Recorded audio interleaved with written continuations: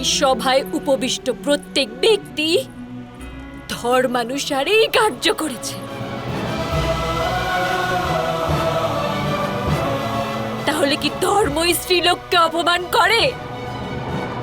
ধর্মই স্ত্রীলোককে শোষণ করার অধিকার দেয় আপনাদের মতো পুরুষদের?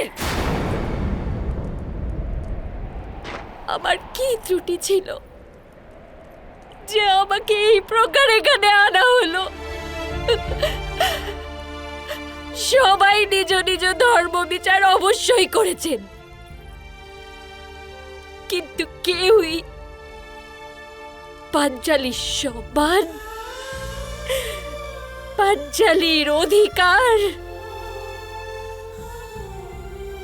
পাঞ্চালীর মূল্যবোধ অনুভবই করেননি।